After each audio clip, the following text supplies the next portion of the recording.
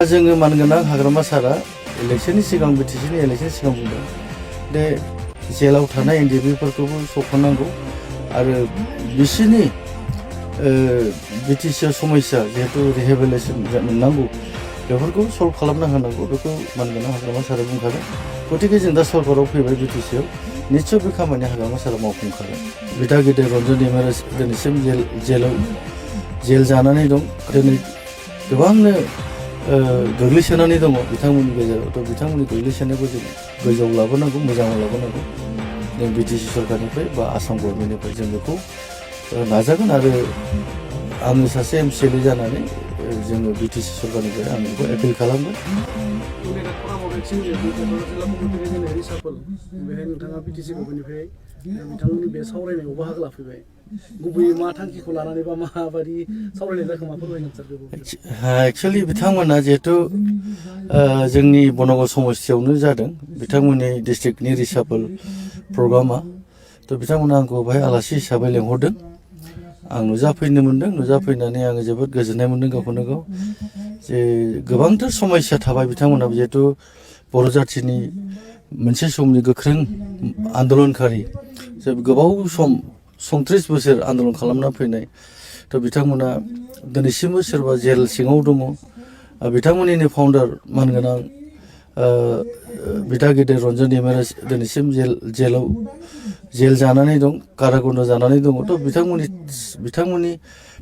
सिन्ताधाराया जोबोद मोजां आरो थांखिया जोबोद मोजां जाहाथे जोङो जिहेतु आन्दलनकारि जाबाय जोंनि थाखाय मोनसे रिहेबिलिटेसन जिनिसा जोंनाव थानांगौ बिथांमोना बेखौ खावलायदों जोंनि बिटिसि सरकारनिफ्राय आरो बेखौ बे मेसेजखौ जोङो आङो निस्सय हाग्रामा सारनो आं हैखागोन आरो बिथांमोननि साननाय बिथांमोननि थांखिया जाफुंथारनांगौ मानो होनबा बिथांमोना गोबाव सम बर' जाथिनि थाखाय आन्दलन खालामबोबाय थ' बिनि थाखाय दिनै गोबांनो गोग्लैसोनानै दङ बिथांमोननि गेजेराव थ' बिथांमोननि गोग्लैसोनायखौ जों गोजौआव लाबोनांगौ मोजाङाव लाबोनांगौ जों बिटिसि सरकारनिफ्राय बा आसाम गभर्नमेन्टनिफ्राय जों बेखौ नाजागोन आरो आङो सासे एमसिएलए जानानै जोङो बिटिसि सरकारनिफ्राय आङो बेखौ एपिल खालामगोन मानगोनां हाग्रामा सारनिसिम आरो बिथांमोननिफ्रायबो सासे एनडिएफबिनिफ्राय इएम दंखायो जोंनाव प्रेस मुसाहारि थ' बिथांनिसिमबो जों खावलायगोन जाहाथे नोंथांमोना जिहेतु मोनसे समाव नोंथाङाबो एनडिएफबिमोन गतिके समस्याफोरखौ जों सलिउसन खालामलांनांगौ नङाबा जेंना जानानै थायोबा गोबांथार खस्थ' मोनो आरो खहा जायो बिथांमोना जिहेतु जाथिनि थाखायसो सेक्रिफाइस खालामदों निस्सय समाधान जानांगौ सल्भ जानांगौ मार्टियार फेमिलि आरो माखासे आद्रा थानाय रिहेबिलिटेसन बारग' एनडिएफबिफोरनि बे समस्याया दासिमबो जोबनो थाङाखै बे बिथिङाव बिटिसि सरकारनिफ्राय माबा राहा लागोन नामा